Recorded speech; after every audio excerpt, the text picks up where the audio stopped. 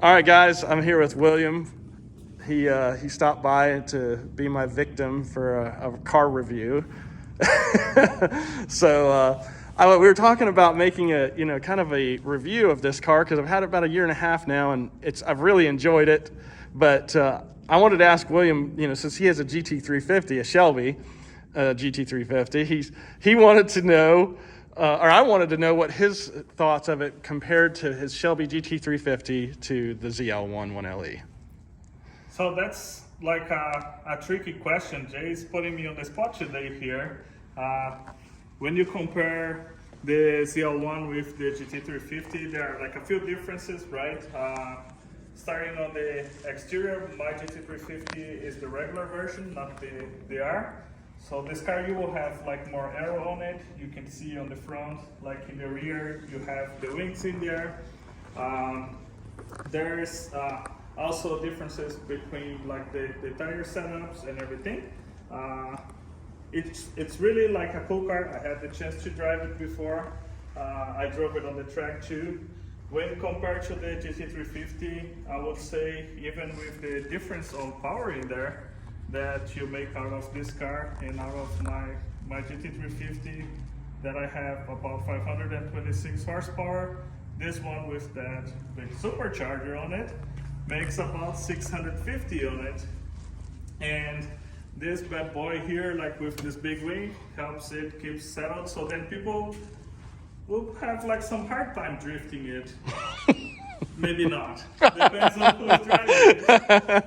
So, going on the inside as well, you can see it. You have, I would say, a lot of more options on the setups in there. Basically, on my car, I have the sports mode, truck mode. Like in here, you have that option as well, but you have different levels that you can set up, which makes it easier for you to drive the car in there. And so you can basically turn it up and down and the way that you want to have the car handling it. Yeah, so you would say the traction control systems is probably better on the ZL1 1LE compared to the GT350? Yes, I would say so. On mine is basically one mode, another mode, or the die mode. Yeah, I like the normal sport and track, right? And this has 7 levels, I think, and then there's actually tour, sport, and track, and then there's 7 levels above that, so it's a little bit easier to drive at the limit. Yeah, yep. That's right. And then you have like the big surprise in there with that supercharger that helps laying down like more power and gets this thing really going even with the weight, like you basically don't feel it. And you have a lot more low end torque than what I have on my car that goes, the torque keeps going after 5,000 RPM and you can let it scream until 8,200.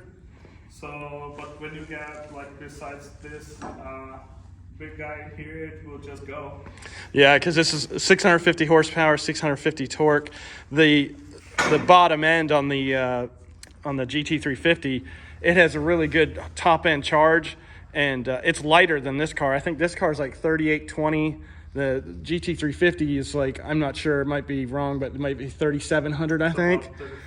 Yeah, so it's definitely lighter, and but the big advantage with this is it's a bigger engine, 6.2 versus 5.2, and the supercharger is a 1.7 liter supercharger, so it gives you a lot more bottom end torque. But it's definitely doesn't feel. This car feels heavier than the GT350. I think the front end feel on the GT350 is a little bit better, but the traction coming out of the corner, I feel like the Camaro is superior. I think the chassis it puts down power better on the exits than the GT350. But I'll tell you, there's nothing like that Voodoo, man. That thing sings. That's the one thing I think that your GT350 beats this car is the sound of that thing wailing at 8,200 RPM. So.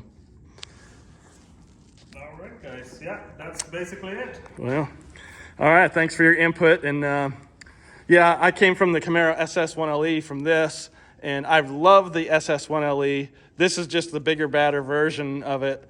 I think the SS1LE is definitely 455 horsepower, so it's not as near as strong as this.